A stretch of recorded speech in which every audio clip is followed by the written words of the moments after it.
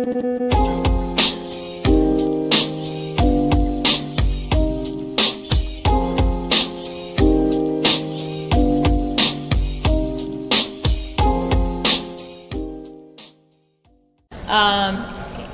ended up hitting Austin one time, and it was about where he hit him. One time, 2 inches. Say what?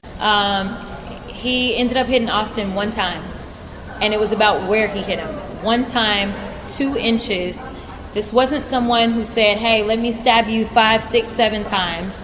And so when you're looking at the punishment range, there's a reason in Texas that it goes from 5 to 99 or life, because you are looking at how intentional, like how bad was this?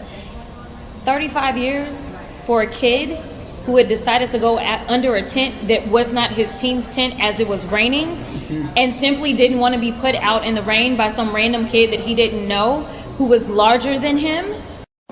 What you just said is one of the most insanely idiotic things I have ever heard. At no point in your rambling, incoherent response were you even close to anything that could be considered a rational thought. Everyone in this room is now dumber for having listened to it. And I agree. Yeah, I don't find any humor in any of it. So to me, it's, the guy was a savage fucking animal. He should have gotten the electric chair.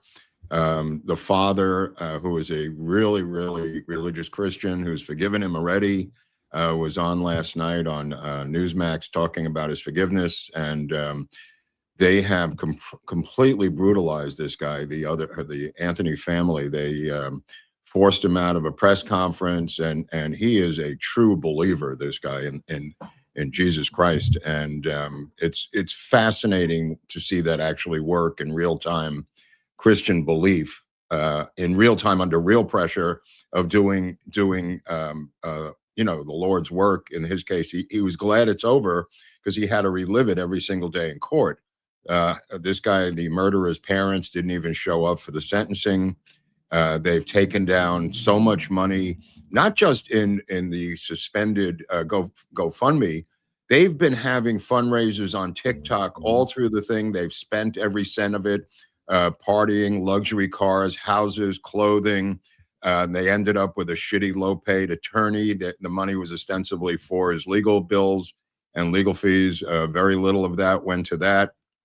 Nevertheless, the family itself should have the focus on it, not this piece of shit Betty Crocker or anything else other than the family of the victim. He says he's got 2 sons. One is in heaven and one is still alive. They're twins.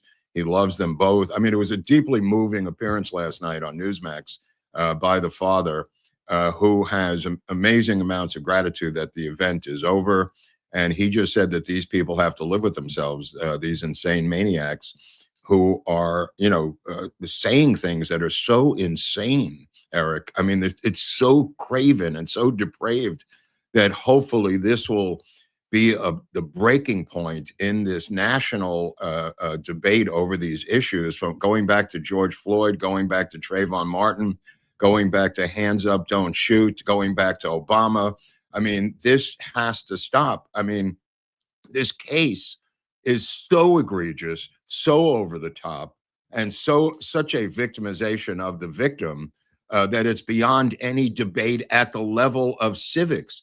And yet professors at Howard University, Black professors, defending the murderer, saying that, somebody laid a hand on him. So of course he had to stab the guy to death. I mean, it's insane. It's absolutely so much more. And one, consider his twin, for example. I mean, can you imagine being dying in his arms? Half of himself, in a sense, because these twins have a weird relationship. Dude, I mean, dying in your brother's arms, an incredibly religious Christian family, and how they've attempted to demonize these 2 boys. They are going to hell. If there is a hell, these people are going to hell for what they've done this past week. Well, they're working on at least getting paid the entire way there. And I will make a bet right now that they're going to be collecting money on this shit for years to come.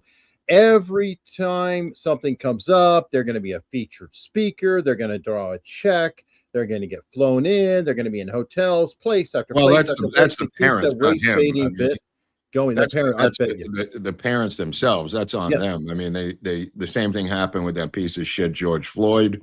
The same thing happened with the piece of shit, Michael Brown's mother, and Trayvon Martin's father. I mean, it's an industry, and it's got to stop. And now they're just beating people up across the country now in response to this.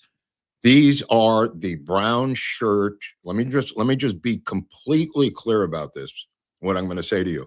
These are the brainwashed victims of white, progressive, liberal, leftist ideology that are serving as the street enforcers and muscle and the brown shirts to the Third Reich. These are the brown shirt stormtroopers of the Third Reich, which are the progressive whites who live in their gated communities. These are the people they sent out to loot, to burn during the George Floyd events. And these are the results of their incredible decades-long brainwashing of these illiterate African-American ghettoized people. This is not the Thomas Sowells. This is not intellectual blacks. This is not Christian, deeply Christian blacks. This is not military blacks. This is a brainwashed, ghettoized niche of the black community that is so brainwashed by white progressive ideology that it's become a terror unit of the Democratic Party. It's become the brown shirts of the Democratic Party, the stormtroopers of the Democratic Party who are doing their violent, threatening, and bidding on the streets of America. And it's got to stop. It's just got to stop one way or the other, through violence or through legal means. It's got to end. Well, and I've got a few more things on this, which I think are on point. I did enjoy this one.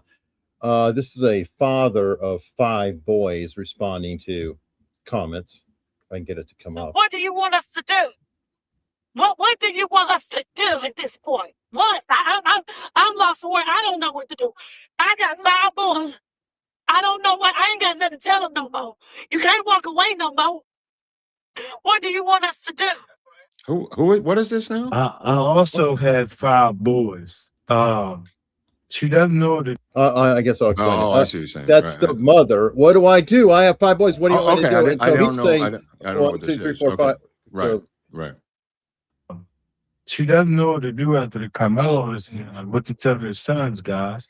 I'm gonna go ahead and try something. Today, boys, when you go out into school, don't stab any of the kids. Yeah.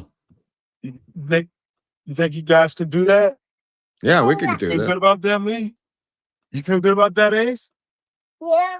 Oh, you're the Trail. This is the Ace. So, is that a good commitment from everybody? We're not going to stab any kids today? Probably not.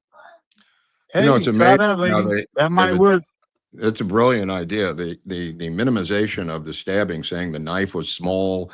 They only exactly. It's insane. This makes George Floyd look like a legal execution. I mean, this is so crazy. This is so far out of left field and so far out of bounds that I hope it breaks the entire spirit of these cats and the media, because now Tim Kaine is now come out against Karmelo Anthony, denouncing what Crockett had said. I mean, so finally there is a rational voice in the Democratic Party who has spoken out against this insanity. I've never seen anything like this. I mean, it's hard to even watch. It's so crazy, Eric.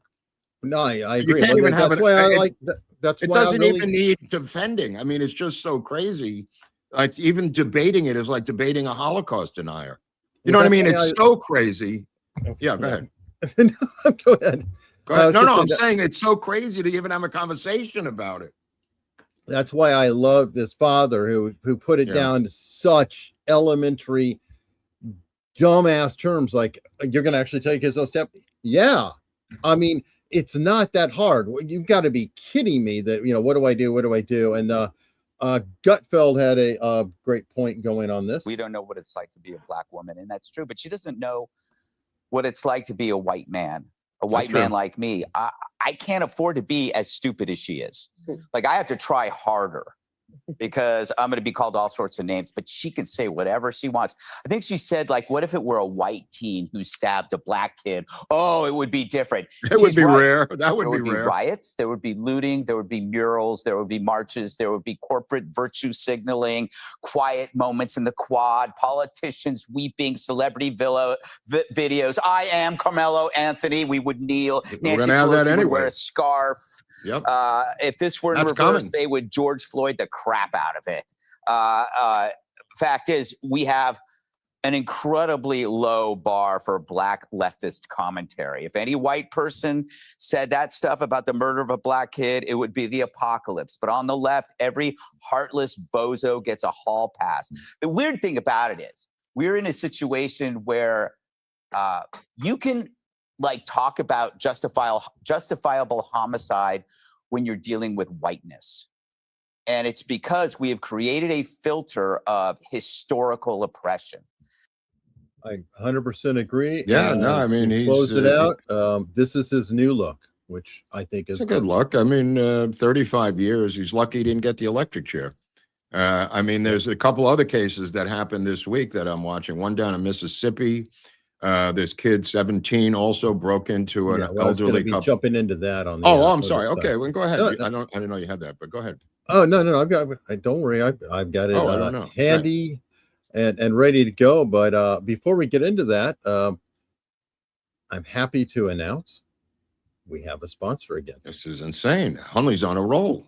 Well, we're doing what we can. And before I get into the sponsor, I know people want to go, wow, that is one fine shirt, Eric. And I have that's to a agree. good-looking This shirt. is a fantastic shirt. This is Wow. in the spirit Captain of the Hunley. season. Yes, The old mariner, Eric. That's right. This weekend in Hampton, Virginia. This is not an ad, but I don't care if you guys ever want to travel. Every June, we have something called the Blackbeard Festival. And that is happening this weekend in lovely downtown Hampton. Always a fun event. You hear that, Pirate Steve? I got ready for it. I'm ready for it. And I definitely enjoy this time of year. It's just very cool. I'll be out filming and catching the pirate battle and all that good stuff. But I'll tell you something weird. I was doing this story about Lucy and Desi this week, and Desi, in his out-of-print memoir, Desi Arnaz, said when he was growing up in Cuba, they used to go fishing off the coast of Santiago over the sunken carnage of the Merrimack, Eric. And this was a great fishing spot because the fish went in and out of the holes of the civil. What's that?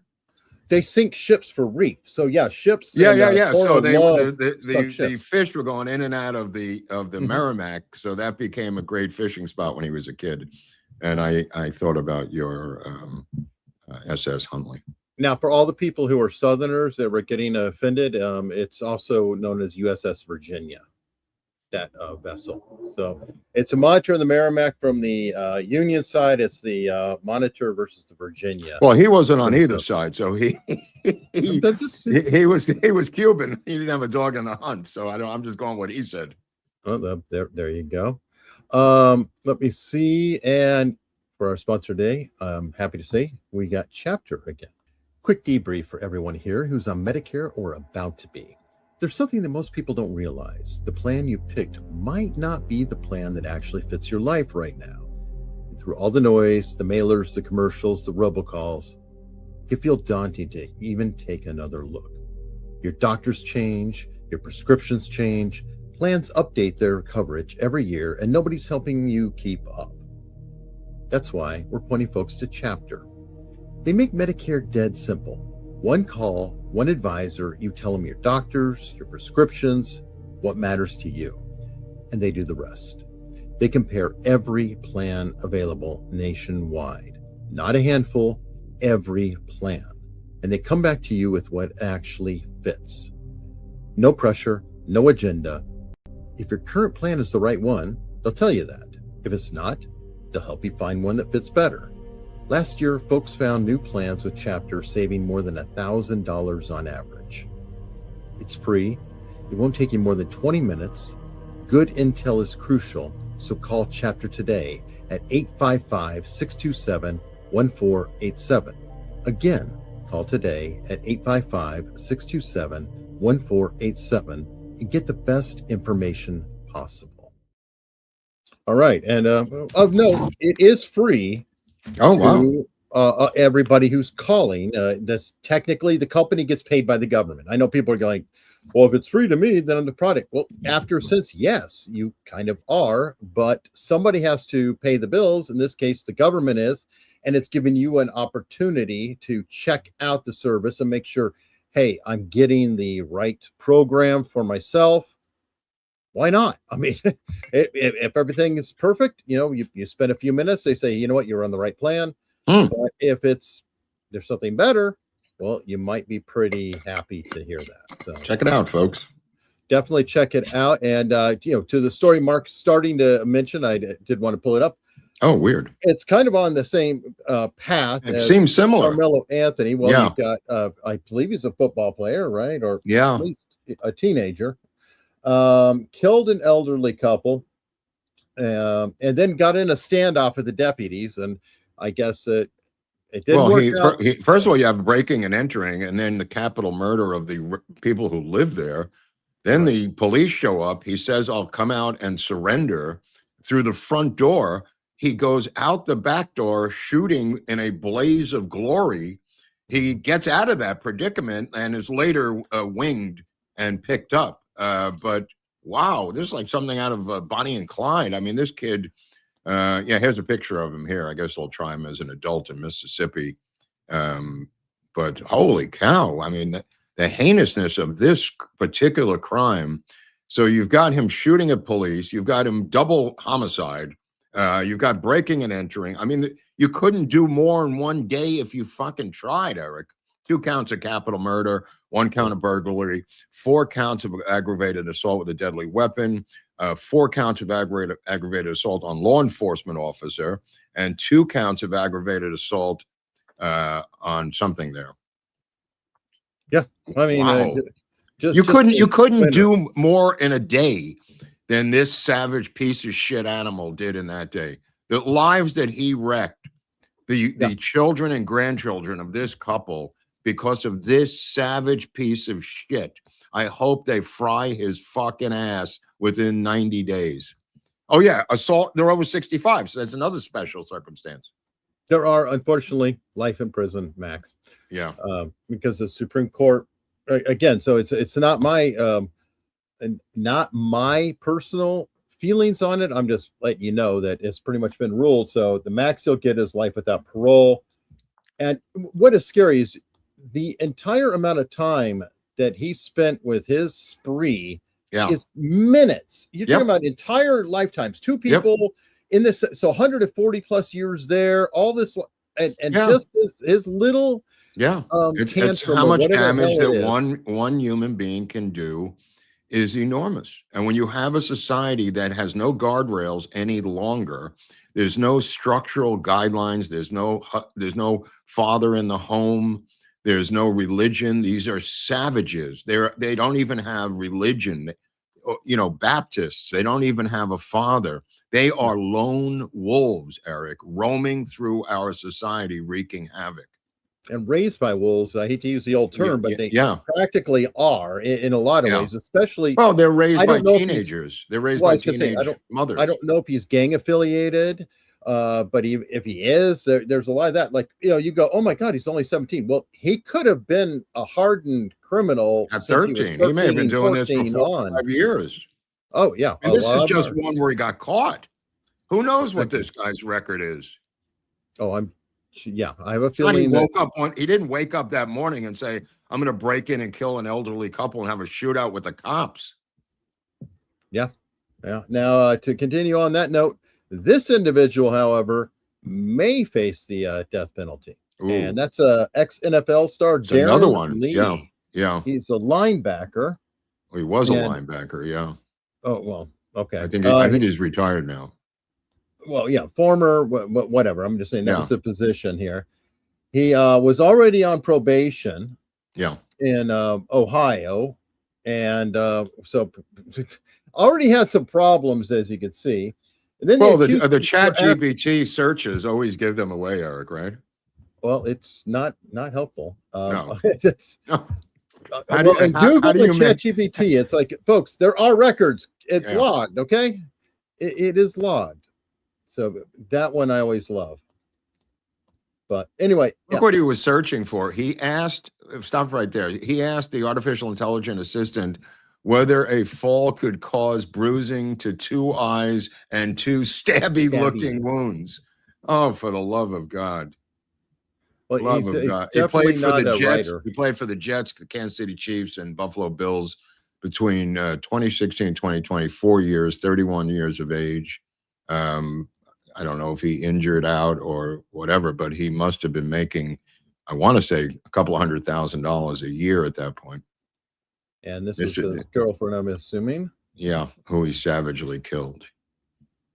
Now I can already hear. I'm sure the defense is going to be traumatic brain injury Oh, from his bring it football on. play. You know Bring it. You know that's coming out. Bring it on. The Bring Aaron it on. Hernandez, the defense is coming. Yeah, give me the electric chair, warm it up already, put this guy in it. Here he is with the wonderful commissioner who completely embraced him, loved him so much, the commissioner, Yep. or the owner of the Jets or whatever they're. Who knows? But yep, we'll see what happens with this guy. It's all over the country. I mean, these are just this 1 week in murder history. This is just the past week. This nonstop drumbeat denouncing America, denouncing the structure of the country, denouncing religion, denouncing Trump, denouncing the Republican Party, denouncing everything, leads to people doing this. They have no structure to this society, which is what the Marxists want. The Marxists want this chaos in the streets of the United States so they could seize power. We have to fight back legally, arresting them and preventing this from happening. Totally agree. Now, speaking of crime, why stop there when you have, and you could break this one down, but 10,000 are arrested. This is my favorite week. article of the week. 10,000 arrested. This is in Memphis alone, Eric. This is not, this was with ICE and Border Patrol working together, taking down criminal illegal aliens. So 10,000 is pretty good to put up on the scoreboard at Yankee Stadium, I think. That is a good month's worth of work. You know, and that's just, as I said, that's just Memphis, Tennessee. You know, Memphis, Tennessee, to their credit, in alternating years was on occasion the #1 crime city in the country, as you're well aware. So not surprising, crime breeds crime. And, this U.S. Marshals takedown of 10,000 of them. I mean, what do people in Europe think when they read a headline like this? You know, what do people around the world in Japan when they read that we've arrested 10,000 violent criminals in one moderately sized city in the United States? I don't even know what their breakfast table dialogue, a husband and wife in Tokyo, might be reading this, but it's unbelievably humiliating to the United States. I mean, it's positive that we're taking them down, but it's insane that we have this problem. Well, it reminds me of that story. I know I've said it on here before about my friend Tyson, who lives in Cairns, Australia, and he was commenting about how he didn't worry so much about the sharks because the crocodiles ate them. And I was like, God, you live in Australia and everything can kill you there. And he goes, I feel safer here than Chicago. Absolutely. I think it was 41 that's shot. Probably how they feel. I think it was 31 shot this past weekend in Chicago. No coverage is allowed, as you're well aware. This is black on black violence. This is underage violence. No one is allowed to discuss it in social leftist circles. They encourage this because they hate the nuclear family. They want single mother families throughout the country, and they want to get rid of that. So again, the biggest war is not against crime. It's the war against Marxism. And I can't stress this enough. The people who don't like my language on Twitter when I am railing against Marxists can literally go fuck themselves. We are in a life and death struggle with these communists taking over the cities one by one. I don't give a shit what language I'm using to fight the Nazis. I mean, it's the least of my problems is that I have to watch my language when fighting communism. It's so crazy. Some of the people's prerogatives on these issues is just, if it wasn't so serious, would be laughable, Eric. Yeah, sadly, it is not. You not have laughable. to fight them politely. I was lectured this week on Twitter and stop using foul language against them. Dear Lord, I mean, that Pratt video was really powerful this morning. I don't know if you got a copy. Yeah, I do have that. Yeah, I mean, that was super powerful. Spencer it's the best concession speech I've seen in a while. Yeah, if you call it a concession speech, well, that's it was kind of like a Braveheart fight on speech, Eric. Exactly. That's why it's a great concession, and I will play it later on. Okay, sure. Get into the I guess the main headline thumbnail or whatever, which we've talked about before. It's getting exhausting and confusing, but essentially, here we go. So Trump was going to strike Iran. Now he called off the strikes. It was all wrapped up.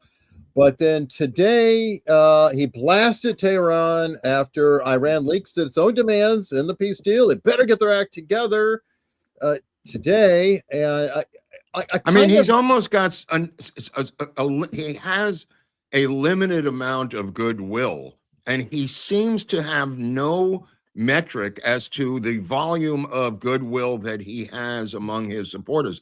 He seems to think that it's endless, that it's bottomless. I mean, if he was listening to himself from the outside, he would see how this sounds to us.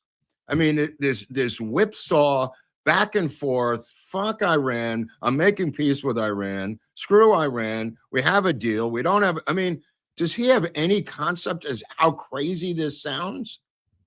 Well, maybe this will get through because, I mean, it's getting to the point now where the Babylon Bee, who is definitely pro-Trump, released this story. Trump sets a new world record by winning war with Iran 27 times in 1 year. Yeah, I mean, his veracity has now been called into question. His bullshit meter has now raised to a million, the level of 1 million. I mean, the political capital that he's expending here is so enormous that if he just shut his fat fucking mouth for 5 days, he would be able to restore some credibility in this area. But he can't do it. Apparently, he's got some sort of Tourette's. Yeah, and it's, of course, feeding into, some of the, harder core hawks, like this guy right here, and you sent me a picture of it, but this story here. Eric Erickson, who is essentially a never Trumper who will pop up on two-way and other things. So understand where he comes from. Right. He despises Trump. He's always hated Trump. He's like Bill Kristol, part 2 or 3. So just so everybody knows where he is. But unfortunately, it's allowing him to put out things like this and get mileage out of it. And again, we like Trump, and we're not saying he's doing anything wrong other than talking about it. That's what's making us crazy, or making me crazy. It's like, just stop talking about it. And when you say, oh, it's done. No, it's not. Oh, it's done. No, it's not. Does he not understand the damage that this does? I mean, it's just breathtaking. And I support him. I love the guy. He's the greatest president we've ever had, in my humble opinion. But he has, and I think the reason he's doing this is that he has dug himself into a fucking hole that he created, and he can't get out of it. He thought that this was going to be a walk in the park, Eric, and he's now entrapped in his own foreign adventurism. And I hate to say it, but it seems to be apparently true. It's not boots on the ground. It's not Afghanistan. It's not Iraq. However, this is something that he thought he could quickly extradite himself from with a deal. He now realizes, and I think that's why he can't shut the fuck up, is that he fucked this thing up so completely that he can't get himself out of it. And I hate to say that, but it apparently seems to be true. We're never getting the fucking uranium. They have boxed this guy in every single way. He's loath to blow shit up because he's a builder. He believes also that he can make a deal with any rational people. He completely overestimated the rationality of the fourth level of survivors. Maybe if he didn't kill the top 3 levels of the Iranian government, he'd have a fucking rational actor to deal with. But he blew the heads off of every single person until he's down to the guerrillas. And that's who we're dealing with now, urban guerrillas, Eric. Well, that's hard to know. Now, I did hear one explanation, and I'm not going to say that it is correct, but Sean Spicer, a couple days ago, I was listening to him explain what he perceives this as being. And since he's been in the room and he knows Trump, it's interesting. According to Spicer, he thinks that Trump is doing this as like a little check-in for the general public who doesn't follow it. Like you and I follow this every day, all the time. We're on it. And we're like, oh my God, here we go again. Yeah. Spicer's saying that Trump is talking to the people who don't really pay any attention. And every once in a while they check in and they hear Trump saying, oh, things are going well. Oh, okay, they're going good. And then they keep marching on their way. And that's a good explanation. That's a good explanation, except he's down to 24% of approval with independents. So, I mean, it's hemorrhaging approval ratings for the president. I know. Despite what Spicer says, the numbers in the polling, when you have a 24% approval rating of independents coming into the midterms, I mean, that's a death penalty. I agree. I mean, Spicer may be saying that. I mean, and it may very well be true. It doesn't mean it's effective. Yeah, I don't know. It is very frustrating, to say the least. He can't seem to get out of this because they have cock blocked him into this trap. And they, as many people have pointed out, they don't give a shit if you bomb the hell out of civilians, if you blow up their infrastructure. No. They don't give a shit about anything. But he knew this going in. His grandiosity tells him he can make a deal with anybody. And there's a good side to that and a bad side to that. You can't make a deal with everybody. Some people are psychos. He thought they were rational actors, in my humble opinion. I think he thought that he could make a deal with anybody, including the Iranians. They're not rational actors, Eric. They're not the Soviets in the 1970s where you're making an ABM treaty deal, you know, with rational actors. Well, ironically, he did have experience with North Korea and actually did, you know, and I'm sure he had the mindset of, well, you can't get much crazier than North Korea. Except they already had nuclear weapons, so there's nothing you can do to them. Here he's righteously trying to prevent them from getting nuclear weapons, but he's not willing to go balls to the wall to prevent it. So they know that. That's the whole Achilles heel of his policy. He can't go balls to the wall. They know he can't. End of story. That's it. That's what happened. That's what happened. Now he's trying to extricate himself from this fucking mess. Well, it is a nightmare because, like I said on Tuesday, I think that Iran essentially has 70 million human shields. Yeah. Yeah. And that's just one of their upsides. They're also sitting on oil. They're also sitting on the Strait of Hormuz. They're also down to their fourth level on the bench. And that level is a bunch of Iranian National Guard psychos, Republican Guard psychos. I mean, so you've got that irrational group. You're now down to the third Khomeini, who may be a mutant gay Khomeini. And as was indicated on Two-Way this morning, video was released of downtown Tehran, and it looked like downtown New York. Totally functional, people driving, going to work. The sun was shining. There was fruit everywhere. And the people seemed oblivious to what was going on. Yeah. And he's not willing to disrupt their way of life, but he wants them to surrender. I mean, it's insane. It's insane. Why would they surrender? They're not even in a disruptive state of their own country. What are they supposed to surrender? I don't get it. Now, if you wanted to give them $72 billion in frozen assets, sure, they're willing to talk. But then that puts you right back in square one where they could fund the Houthis, they could fund Hamas, they could fund Hezbollah, and they could fund everyone in the region and keep the money for whatever they want. Well, at least get the nukes. I mean, that is my biggest thing of all. No, How do you get them? How do you get them? I don't know. I don't have an answer. And I will also freely say, which I have said multiple times, I am not in the room. I don't have his intelligence briefing. I don't know what is going on. But by the way, let's celebrate. Today, at least temporarily, is the end of FISA Day. The end of because FIFA, it runs out and they left town. Yeah. Let me tell you something. That might be the best thing ever happened to this country. The fact that they left town and FISA expired, which is a despotic piece of shit star chamber court system that we should get rid of immediately by letting it expire, which it has expired. And as soon as we get through a week without it, we'll say, hey, it's we're gone. still a pretty powerful entity without FISA. This is like the assault weapons ban. Remember that expired on its own. This is perfect. I love that regular judges go behind the steel curtain and become FISA judges, and we don't know who they are. I'm not supposed to think anything's wrong with that. I'm just going, oh, it's a great country. We have a great checks and balance. Wait, we have secret courts? I didn't know that. I mean, what are you opposed to secret courts for, Mark? Don't you want secret courts? Yeah, I want secret courts so these guys could sign fucking documents that could be altered by anybody and go after Trump later on with FISA documents that have been altered by FBI agents. Totally agree. So, like I said, I'm very, very encouraged. I feel totally the same as I did yesterday when we had the FISA court. Well, if anything, I feel safer without FISA. Yeah, definitely. To be fair, for sure. And you know, it's like we were able to somehow find spies, convict spies. I mean, you know, the Rosenbergs got convicted without FISA. How did that happen? How did that happen? Wow. So I mean, you know, including Hansen got convicted and Ames got convicted.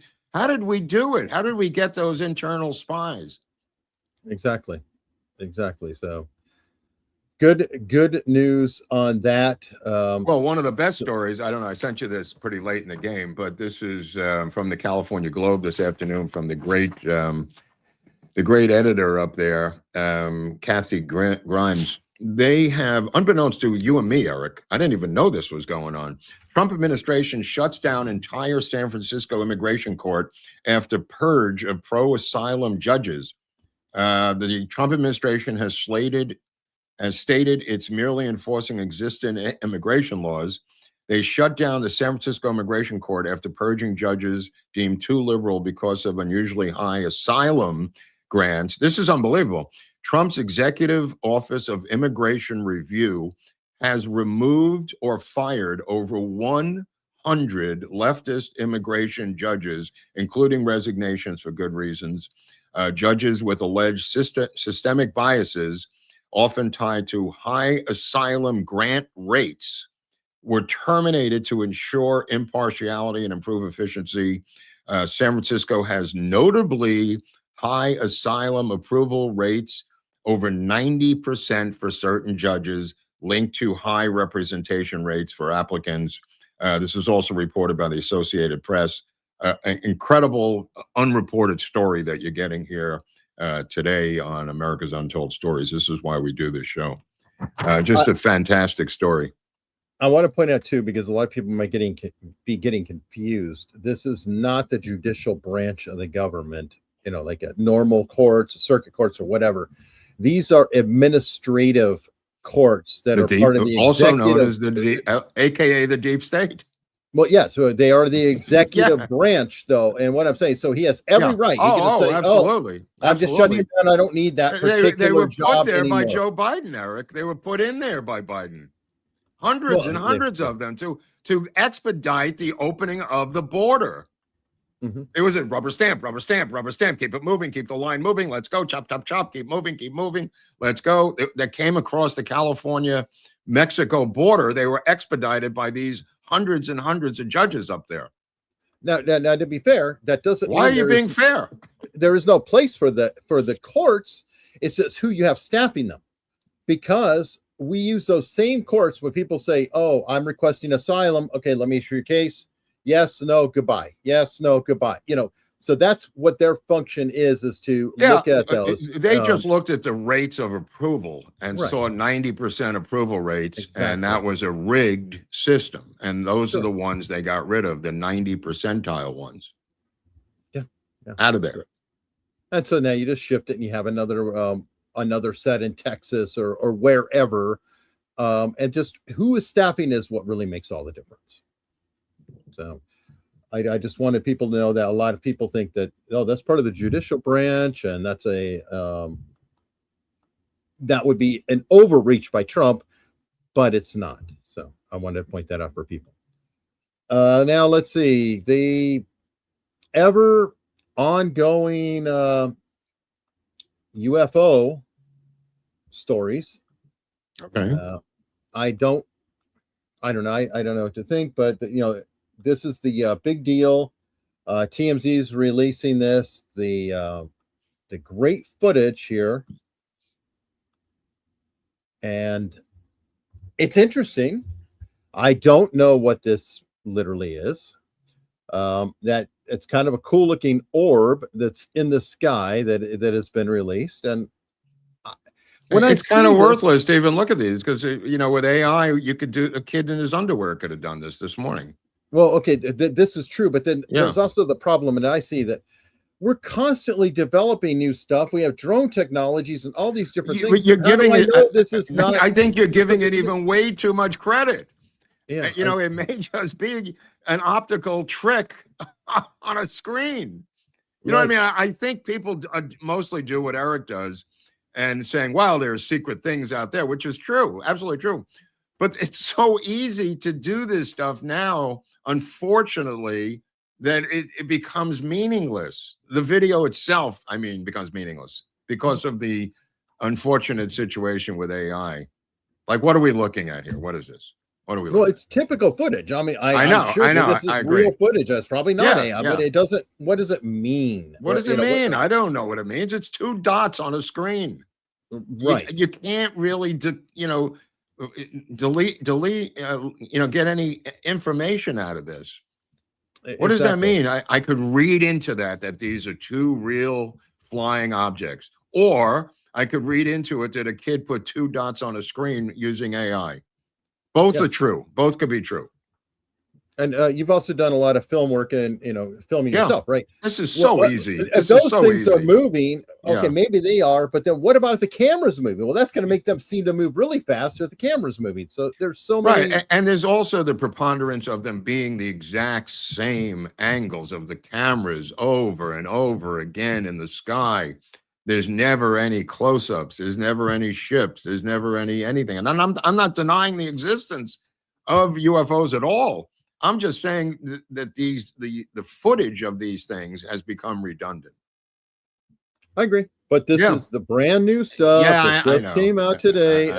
I know. It's like I do feel like we have a lot of people in our audience who are interested in the subject. All right, ask them right now. Are you interested in this subject? Let's ask them. I don't know. Okay, everybody, are you interested? I say something you're interested. I don't know. Chat and definitely. Okay, here's Ryan. Ryan says he's interested. Okay, do a show on TR-38. Oh, good. Mark has the comments on. Watch out, folks. Well, I'm just reading what they're saying. No, I know, but Mark never has a chat on. But today he has a chat on. So no, I just did it for a millisecond, Eric. Please, Eric, relax. If I want to watch UFO stuff, I'll go watch the X-Files. Okay, so people have different takes on this thing.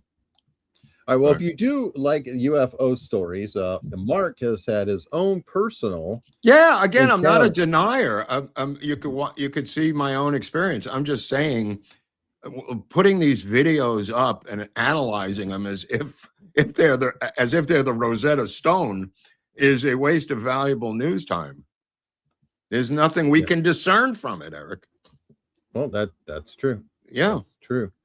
But one person who is involved with space and is doing pretty well for himself is the illustrious Elon Musk, who officially today became the world's first trillionaire, which is, look, if I had $1 million, I would just be over the moon. A billion is like 1,000 of those. A trillion is 1,000 billion. It's so Yeah, staggering.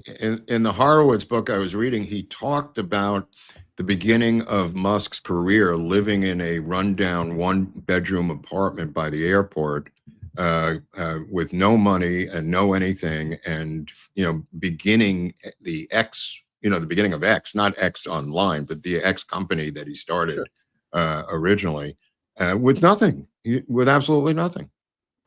Well, yeah, and by the way, even after all this, when he's a billionaire, Elon Musk famously is a couch surfer. And You got to he appreciate just has that. a lot of rich friends, but he does crash at different people's houses. Oh yeah.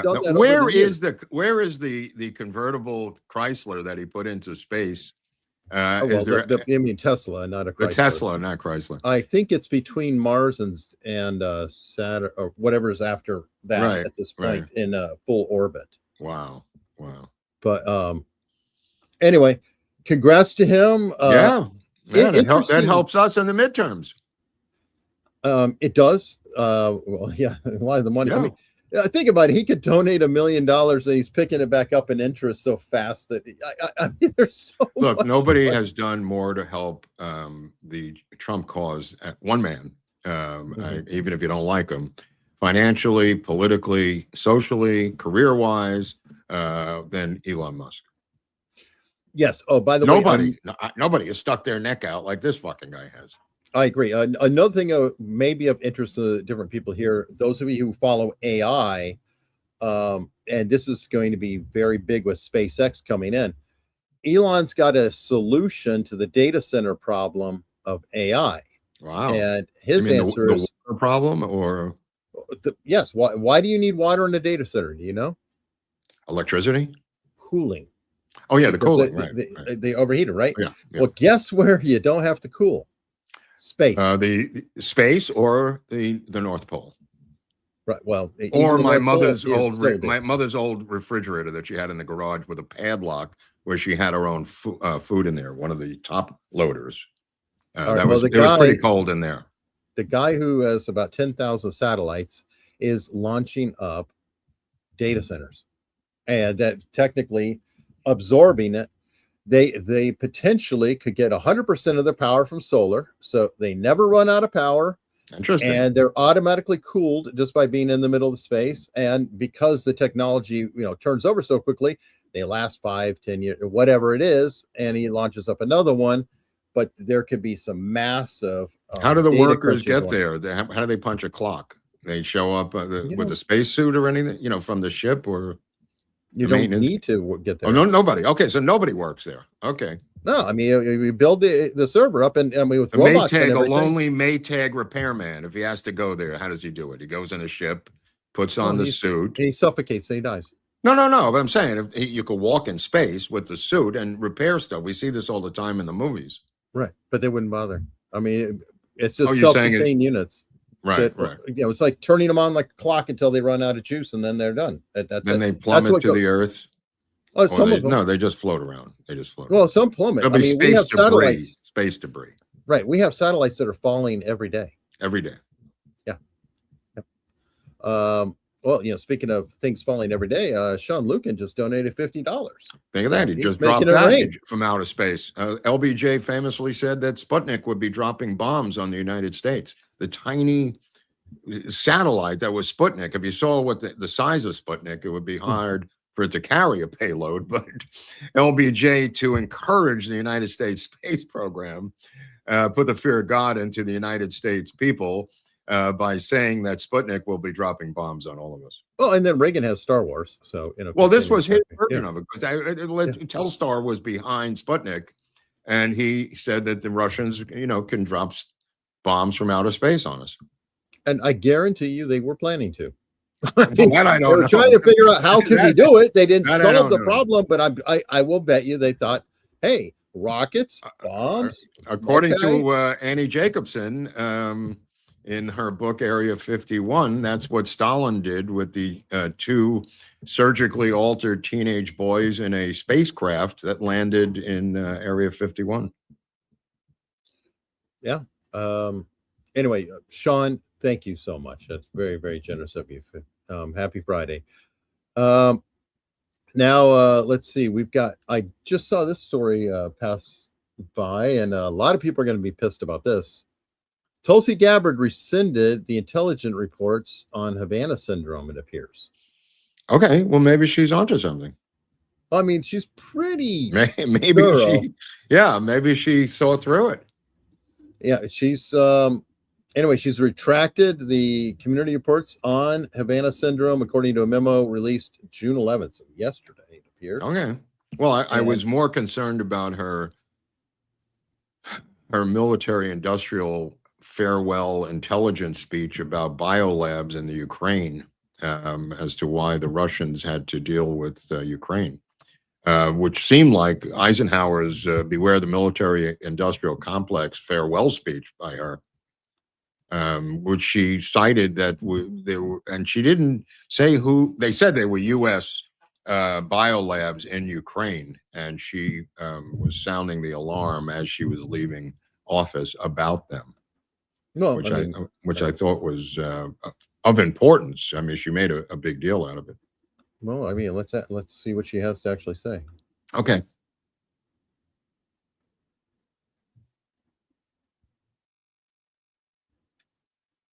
Well, I could read that. That's for sure. U.S. government-funded biolabs. We knew this going in. Well, of course, it's us. I mean, no, but we knew this from Oliver Stone's documentaries. Sure. We knew this from intelligence leaks that we had these biolabs. And in fact, this was one of the reasons that Putin went in, was the biolabs and also the shelling in the Donbass for 8 fucking years. I know people think that the guy just woke up one day and invaded the fucking Ukraine, but there's a history before the invasion that for some reason Americans refuse to look at. But she's apparently revealing this again on her way out the door. Well, again, and of course we're involved. I mean, Wuhan, that was us. I mean, tied with China. Mm-hmm. I don't know if there's any sound on this, but nevertheless, it's. You're not getting sound?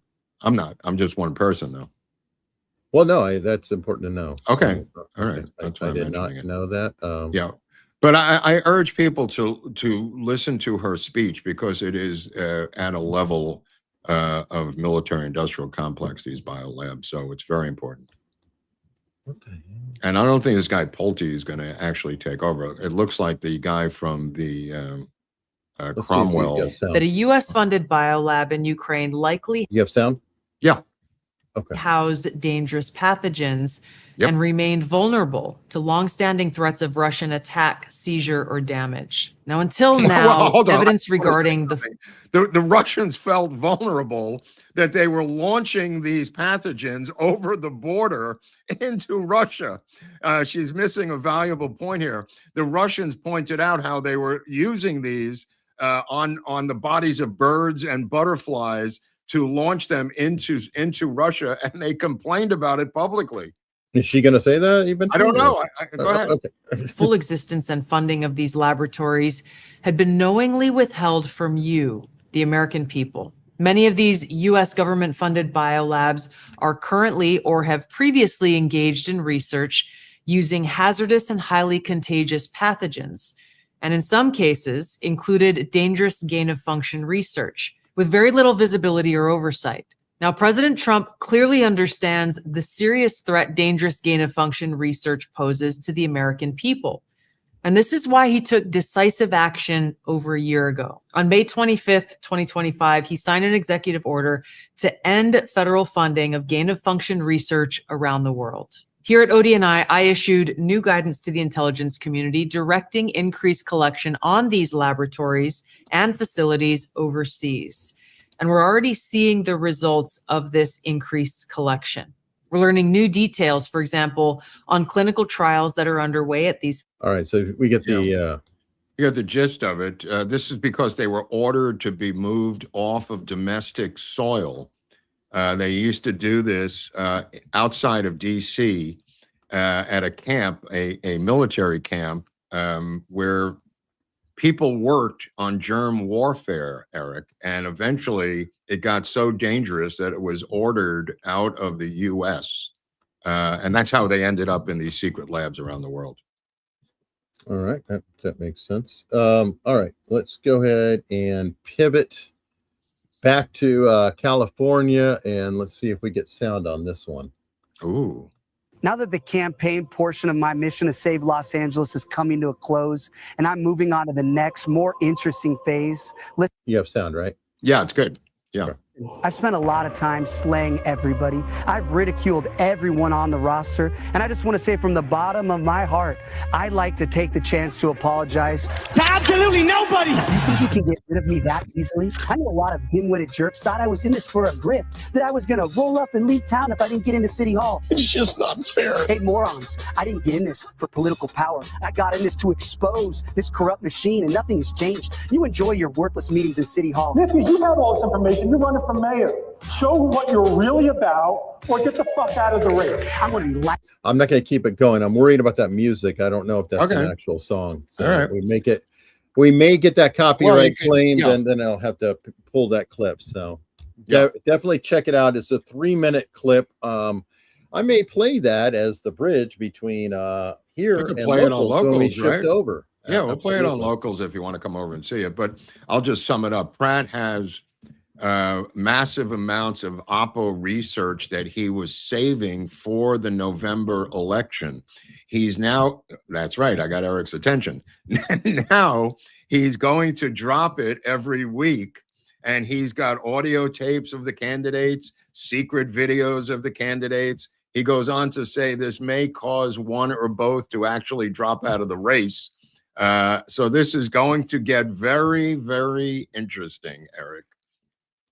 Yeah.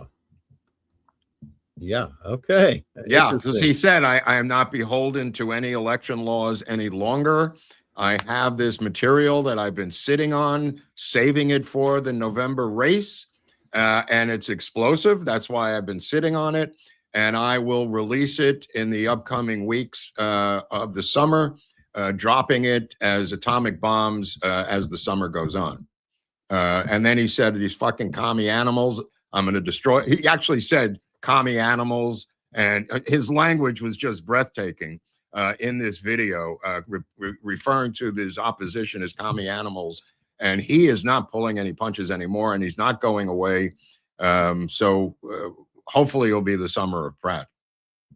Let's hope that'll be great. Yeah. And speaking of Pratt, the other guy, Hilton, was to me a complete coward, because Halpern keeps quoting him as saying, look, Hilton said I saw no problems. It's like, you made the runoffs, you saw no problems, you bastard. But, Well, he's making the lieutenant governor do it. In other words, he's hiding behind the skirts of this chick, Romero, who is going out saying there was fraud, the lieutenant governor. So he's using her as a loudspeaker about the fraud, but he himself, who will lose by a landslide, as I'm predicting, to Becerra, who is the Democratic operative who will come in with Pelosi and Obama and Schumer and everybody else on the earth to back him up to crush this guy, Steve Hilton. But it's better than not having a candidate on the ballot for the Republican governor slot because of down ballot voting. So it's really the only upside to the Hilton candidacy. The idea of comparing Larry Elder to Steve Hilton is laughable. Larry Elder, the brilliant sage of South Central, has no connection to Steve Hilton, the loser from London. Two radically different people politically, two radically different points of view. Larry Elder left it all on the field after he ran for governor here. He bled out and he retreated back to the radio side, still in LA and still fighting the good fight every single day. The Hilton candidacy will be a Potemkin village, and he will be like the Washington Generals to Becerra's Harlem Globetrotters. That's true. And no shame on Larry. I mean, he's not young. No, He gave it of a course shot. not. He put everything in it. And Yeah, of he's course done. not. It's like, Of course. But I and by mean, the way, we spoke the to Hilton Larry thing here on the channel. Yeah, no, Larry's been on. I mean, the thing about Hilton is that he actually believes he can win. And, that's a little much. I think the odds, the poly market is 90 percentile that Becerra is going to win the state of California. And I've said repeatedly on this show, the greatest strength of any candidate in California is a Latin male. And they're so rare as to be bizarre. So here is the worst of the worst in Xavier Becerra, and he will win by a landslide. Which I don't understand. Why is it you can't, like, there I don't are know. plenty I of don't know. Latinos in Florida. Ask Marco I know. and crew. Why I don't get it. Nobody I don't get wants it. to run in It's California? all There's so because many. It's been so feminized. Every piece of literature I received for this election, every mailer, for all the multiple things on the ballot, every single one of them were Latin women. Every single piece of literature. There was a couple of white progressives scattered in there, maybe an Indian. Latin men do not want to put themselves through this. I think they look at it as not machismo beneath them. They don't want to fight with these women. They don't think it's a fair fight. They get it at home. Right. They get it at home that it's not a fair fight. And every single member of the LA Board of Supervisors is a woman, mostly Latino, the city council, mostly Latino women, but a male Latino with a clean record who's not a criminal can win anything in this state. I've always said that. And Becerra, they talked him into it. They said you could walk in. This was after we had discussed, Harris's lack of running when she could have walked in if she had run as a black woman. But Becerra said, "Okay, I'll walk in there." Amazing. Well, who knows? Maybe Pratt has some intel on him too, but I doubt it. He seems very focused on city, which I appreciate. Yeah. And that was always his strength too. Yeah. Was that he didn't care about anything except LA. Yeah. Well, whatever. Somebody else who is disgusted with the leadership in LA is Karen Bass's brother. Well, yeah, I want to get paid, sister. I want to get paid. This guy runs a kitchen remodeling store, like a store where you go in and there's samples of kitchens, right? And then he remodels your kitchen. Like countertops and all that crap, yeah. He bought a home for $60 million in cash. What? I mean, no. The story on the brother is really interesting. He has opened up a can of worms into his finances that he may not have wanted to open up. God, he looks like her. He does look like her, doesn't he? Yeah. We're going to see where this is going to go, because what's going to happen is the city attorney will pay him out, and she'll say, "I don't know anything about it. I'm not in charge of that part of the city." He will get paid out, though, in millions. Of course he will. God, unbelievable. He's claiming, he had smoke inhalation that had caused some health issues for him, and he's demanding millions of dollars from his sister. Well, yeah. They really look like each other. Scarily. Yeah. Well, they're acting like each other. They're both grifters. Exactly. I was gonna say there's no confusion about who's related here. You Yeah. look, okay, yeah. Yep. All right. So let's go on a happier front for the moment here. You always enjoy sports. So what could be better than mixing politics and sports? And we have Eric Schmidt. Oh, this is great. This is fucking great. On June night. That one struck to left field, and what a dive! In fact, when I was and he's talking about his glove and everything, getting back into it. Summer after my freshman year in high school, I mowed lawns all summer to save up to buy this glove. And I remember it was like a Rawlings outlet store in Branson, Missouri. We were on vacation. Yes. And I bought this glove and had it in high school and college. And then when I started, this thing, I got it restrung at Play It Again Sports for $40 or whatever it was. I love that place. Yeah. And so, I've had the glove for a long time, and it's looks like it works. Oh, yeah. I mean, his face was all bloodied. I mean, I don't know if you saw the aftermath. He was gushing blood from the nose. I mean, he did a face plant out there in the dirt portion, Eric. Well, but the pitcher went the distance against the National League. And I think they've won like 12 in a row or something against the National League. that has no testosterone left. They were, you know, in the spirit of the game, the Republicans all talked about the game and how much fun it is and the team spirit and everything else. They interviewed one lone black congressman who in uniform, and he said, what do you think of your opposition today? He goes, well, they're bigots and racist, obviously. So in other words, it didn't even faze them. This is for charity. There's 30,000 people at Washington National Stadium. They're doing this for charity. And this guy couldn't even for an hour. Now, keep in mind, Steve Scalise is in the dugout, who was machine gunned by Bernie Sanders' campaign manager back in the day, who showed up and, as disgruntled, tried to kill the entire red team with an automatic rifle. Nobody discusses that. And Scalise was there in the dugout, you know, giving emotional support to the team. Now, I'll just add this factor. Despite their incredible record of victories, there's going to be a new member of the team next year. Oh, I heard. And that is Mark Teixeira, a guy I know who played for the Yankees. They will never, ever beat this team with Teixeira on that team. I mean, this is like getting Babe Ruth for this level of performance. This is going to be fun next year. I heard about that. They were talking about that on one of the really? shows. Okay. Might have been Spicer and Turntime, whatever. Okay. They were talking I about. didn't know like, people were. They're never winning again. It's all over. Not with Mark Teixeira. I mean, because he's in great shape and he's a professional baseball player. You know, most of these guys played ball in high school, is what, you know, Eric Schmidt is talking about. And the pitcher himself was a high school pitcher. He went the distance. But yeah, I mean, it was all for charity, and they still can't give it up. They still can't drop the politics for 2 hours. Of course they can't. Of course they can. What a complete disaster, if you will. But you know what? Here, I think I have better footage that we can look on the same event, because it is cool to. Yeah. Oh, it's very cool. Very cool. See this. So here, this is wider.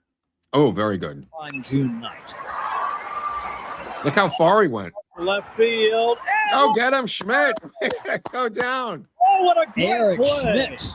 Look at his face. Amazing Look at catch his down face. the left field line. Yep, he's up right There's up his Steve nose. Scalise. There's The Steve. Redbirds would be proud of a play like that. He loves Look at the the Cardinals. nose. Wow, and he roughed himself up here a little bit when he hit the warning track on the side there. Now I wonder if Marionette Miller Meeks, the team doctor, might have to come out. And, I mean, what a great moment. Great moment. That is in the spirit of the game for sure. Yeah, in the spirit of St. Louis, because he's a Cardinal fan out of Missouri. Ah, okay. All right. Well, you know who's doesn't have a whole lot of spirit right now? Spirit Airlines? World Cup. Oh, yeah. That's sad, Eric. Here's that empty seats are seen at the World Cup game after a controversy over ticket prices. Well, do you think these people in Guadalajara can afford the entry level tickets, not the $5,000 VIP box tickets, the general admission ticket of $500 fucking dollars? Do you think these Mexican laborers who love soccer can afford that? I mean, I'll tell you something else. 2022, they had the World Cup in Qatar, right? They decided afterwards to not double the prices, multiply the prices by 5 ticket prices. They just woke up after 2022 and said, let's increase them 5 times, which is what they've done. I guess they need to, definitely look at the audience. They probably were going, holy cow, we were just in Qatar, and there's everybody's walking in with their gold bars and going to the vending machines with gold. Yep. I can't believe it. We could have been charging $5,000. That's probably that's probably what they thought. Yep. Let's charge the Mexican immigrants or they don't bother Mexican working class and the rest of these people $500 to get in. Well, what a bunch of schmucks. I mean, you talk about losers of the week. Let's be honest here. These are not exactly people who think about things. They literally think, oh, there's money there. Let's just get the money. They don't worry about the audience. They're not getting the money now. Money.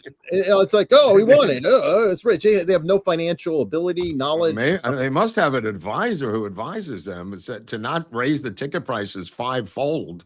They probably said, look, there's cartels there. They could fill the seats. They got money. Apparently not. Apparently they're empty now. Tough Well, break. maybe we were looking at it. I'm like, is that a who's who? You never know. Well, look at the Only Knick people game. The can Knick afford- game, I think the tickets were $25,000 to get courtside. So I think Larry David threw down quite a bit of money, and Seinfeld apparently responding to. I've got that clip. I was going to pull it up in a minute. Okay. Yeah. But No. that was an expensive game for anyone, picking up a scalp ticket outside the Garden. Oh, for sure. And yeah, Seinfeld did have a classic moment. Actually, I think I sent that one to you. Somebody walked up to him and asked a question. Oh, Jerry. What up, Seinfeld? What up? Can we get a free Palestine? Can we get a free Palestine? Come on, give us one free Palestine. It doesn't exist. Well, keep in mind that provocateur, which we don't see in the video, did this to everyone, and the next person was Larry David. And I haven't heard the tape of what Larry David said. He probably said that the Israelis were Nazis and criminals, and gave him a good amount of fuel by the Jews against the Jews. But Seinfeld just absolutely killing it. You're right. Yeah, it's just the casualness of it. Like he didn't even think about it. He just like, no, not Jerry. wait, like it's one of those that he heard it. It's like, and then he heard it, and then that's why he laughed. There's that little bit of delay. Yeah, when he was going, very quick. So, astounding. All right, so let's say we need to go to our wonderful chat, who is sitting here trying to support us, keep it going, which we deeply appreciate it. With Nick Giusti. Nick Giusti in. Oh, go ahead, Eric. I'm sorry. Nick Giusti saying new Spencer Pratt video on X is fire, just dropped. He's going savage on Bass and Ramen. Yeah. Steve Pelton should make him lieutenant governor. Well, I think lieutenant governors actually run for office. Yeah, there is a woman I voted for. I'm sorry. Okay. Well, it's like Virginia. They run. You can't just pick someone. Which is odd because they were that way for the presidency. It was a runner-up, and then they ran separately, and then they said, no, they're just the ticket. Yeah. I'm surprised that the states don't do that as well, running as a ticket as governor. Here, there were many choices of lieutenant governor, and 63 choices to actually be governor. Right, but what I'm saying is you very often get situations where you have like a Republican governor and a Democrat lieutenant governor, and that's some weird things and a weird incentive too. Like, hey, governor, watch your back. Yeah. Watch your back. Sean Lucan gifted 10 America's Untold Stories memberships, and this is after donating $50 earlier too. So thank you, Sean. We deeply appreciate that. K-Dog with $20. In recent war games, European countries exhausted vital military resources in 1 to 2 weeks. Thank God they got their green policies to fall back on. Yeah, that's funny. That's funny. That is, and that is a consideration too. I don't have confirmation. It's just me speculating from experience in the background. We could be retooling right now and filling back up munitions and things like that. An attack could be imminent. I don't know, but anything could be imminent. Especially after Biden. I don't know what our resources actually were with the military I don't know post anything. Biden. So I'm just saying. I'm just going on what I've heard for 2 months. That's all I could do. Like Eric said, we're not in the room, but I'm just going on the frustrations of being outside the room. Yeah, and I also, we have to not just say, "Oh, everything's perfect all the time." If we see something and we're like, "There's something bothering us," we're going to say it's not even a personal issue for me, but I hope a lot of these people in the chat will come down and meet me and Eric at the meetup in Anaheim, because then we could all discuss this as a group. It's such a weird coincidence that I happen to, in the background, have been, I just sense around. when it's coming. I have a sixth sense about this in terms of timing. The Ferris wheel with Disney is across the street. You can go over there. You could stay with us. You could go on the rides. You could go to Disneyland. You could go see the Padres play. You could go see the Angels down the road in Anaheim at their stadium, which, by the way, is a great stadium, the Anaheim Angels Stadium. I've been there many, many times. Just a fantastic, as is Petco in San Diego, which is not that far away from where the event is going to be. But Anaheim Angels, which they call themselves the Los Angeles Angels, but that's going to be changed by the city, who are fed up with funding the Angels, having them say they're from another city. I don't blame them, the city of Anaheim, for finally blowing the whistle on the Angels. But nevertheless, we're all going to be there on the 27th. What is that, like 2 weeks away or something?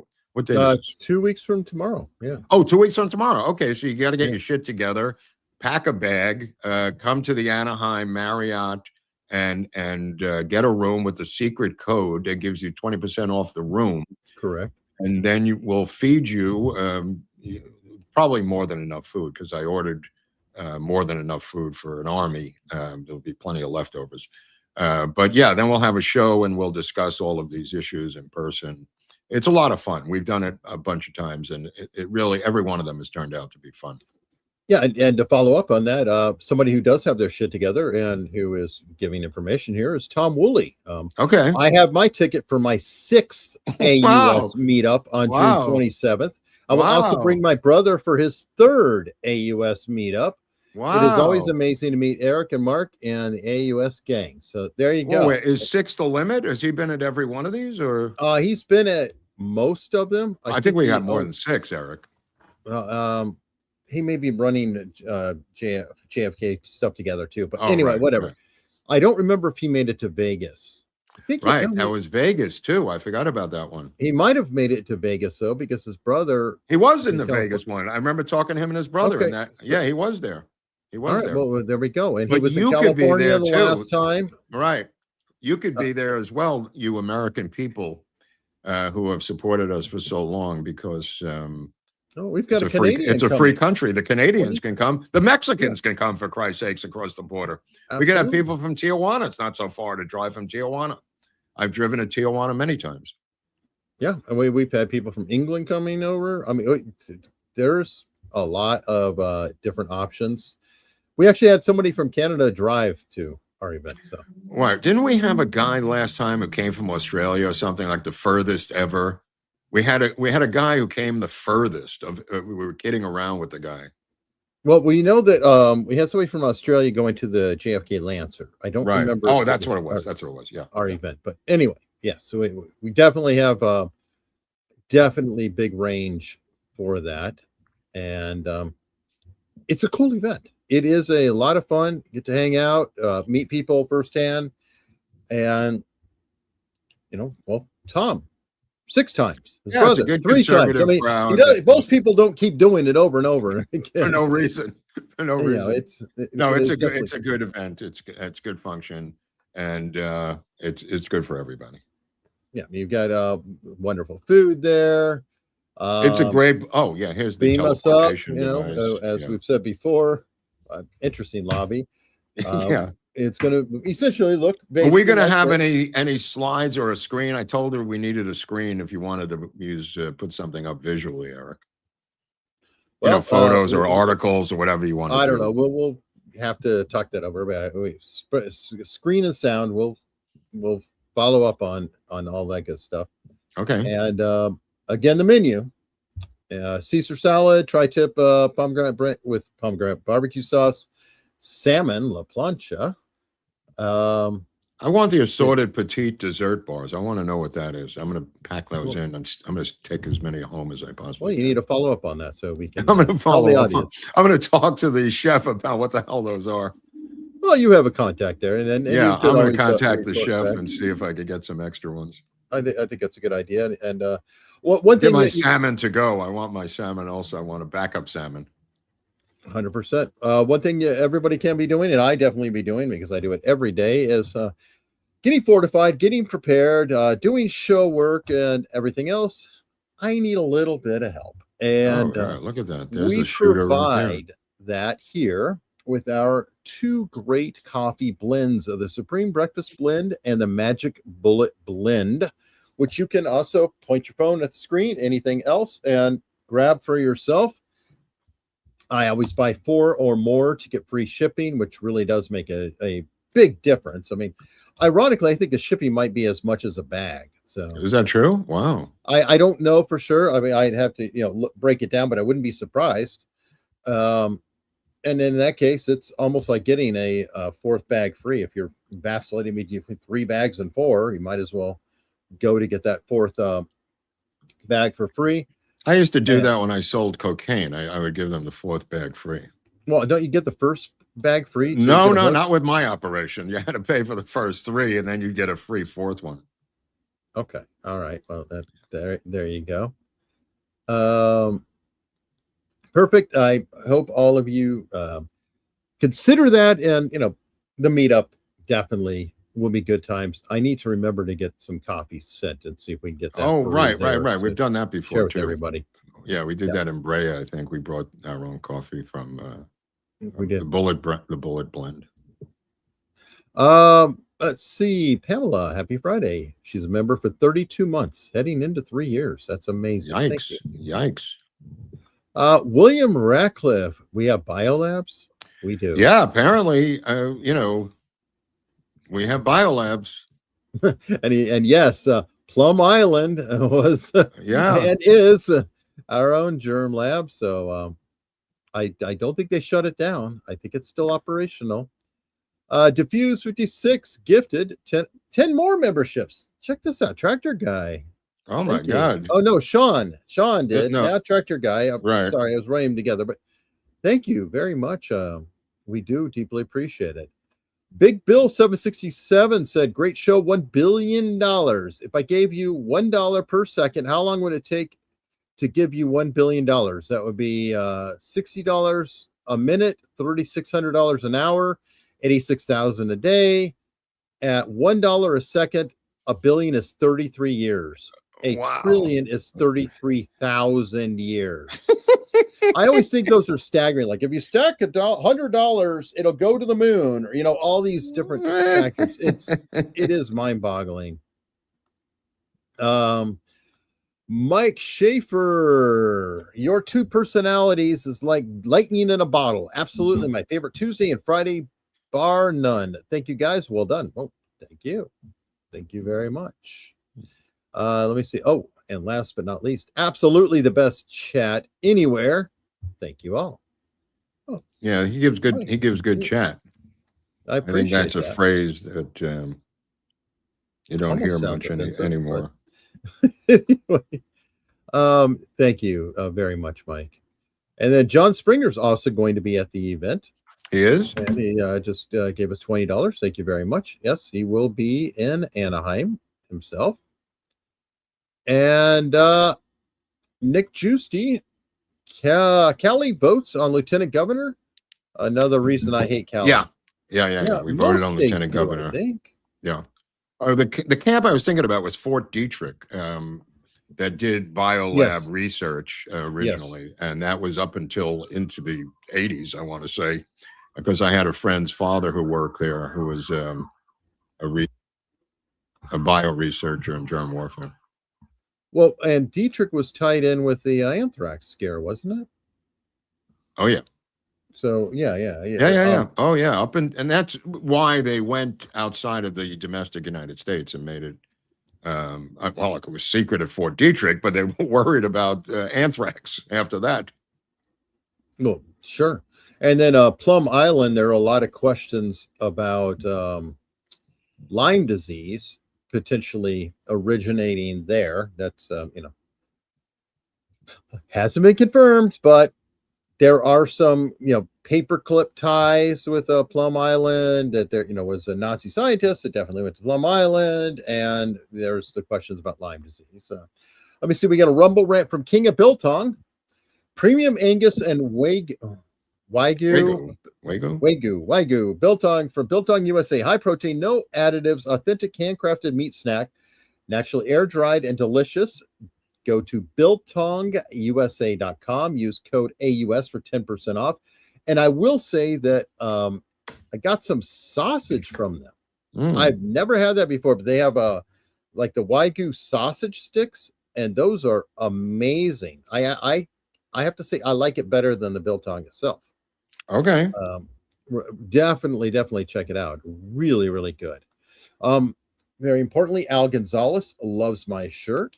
Which I Well, he's also appreciate. opening off Broadway this week in New York's Finest on Stage, which is a one-man show by Al Gonzalez talking about being a intelligence police officer in New York City. It's called New York's Finest on Stage. Reading about it in the Queens Gazette. It's going to open up, I believe, in Queens and then move into New York. I'm not really sure about that, but Wow. he is opening up in his own one-man show theatrically about the new one-man show, Officer Confessions of a South Bronx Cop, written, directed, and produced and performed by retired New York City police officer Al Gonzalez, will premiere in Astoria at the Greek Cultural Center Saturday, June 13th at 7 p.m. If you're in New York, I urge you to attend this. Gonzalez has lived through many dangerous experiences. He's going to go into his whole career within this show. There's humor in there, there's comedy, there's everything. But the show opens the 13th of June, which is this Saturday night. And I thought our audience would be interested in something like that, especially if you're in New York. All right. All right, I guess John Springer didn't actually tack the question onto his super chat, so I hope this is the right one here. He's saying, who's up for a dinner/show meetup with an optional golf outing the morning before or after? I don't know about that or how to get people between. You can go to americansuntoldstories.com/contact, and if you want to email something in, I can try to forward that to somebody or whatever, if anybody's interested in that surrounding the meetup, but I don't know much about it. Congratulations, Al. That is amazing. Nick Giusti, congrats to the people of the EU for rising up and taking their countries back from these woke politicians and the woke agenda that was destroying them. They succeeded, or they're making progress? I think he's referring to Ireland. Sure. And the tip of the spear there in Ireland. Well, did you see that? I mean, the Somali, had yeah. Oh, yeah. I mean, or was it Sudan? Anyways, somebody from another country. And look at this, Pirate Ken coming in hot with $50. Well, you mentioned the Pirates. And a pirate, he should appreciate my shirt. It's appropriate. Ahoy, chaps. Speaking of Tulsi Gabbard, could you please clarify whether more JFK files have been released or going to be released? Supposedly, there is tension between the CIA director, John Ratcliffe, and Tulsi over the issue. Thanks. I don't know of any more being released. I think that's about the end of it. Did you hear anything about tension? No, between them? I have not. I mean, okay. Well, never mind. I was going to say I could see Morley saying something. But no, I have not heard from Morley and or anybody on that front. I think people are just reading them and going through them, and there's only so much you can take in at a certain amount of time. True. Well, now we are going to shift over to locals, and you all know about locals. It's on structured.locals.com. There's a link down below in the description. It is free to become a member. You can always support us there, and we deeply, deeply appreciate it very much. And before I go in, I forgot to say it on Tuesday, but I really do want to point out, thank you to our sponsor chapter, and really consider, if you are looking into Medicare or anything like that, please give them a call. It'll help you out. It helps us out. And I really deeply appreciate sponsors who, they take a chance, they're not afraid. They know that, we're reaching out to a lot of good people, and it's important. It is helping us immensely. And I do pray and hope that you consider checking them out. And, it's some money. Hopefully they can find a better plan for you, and it'll really pay off for everybody. So we're going to locals. I hope to see you there momentarily.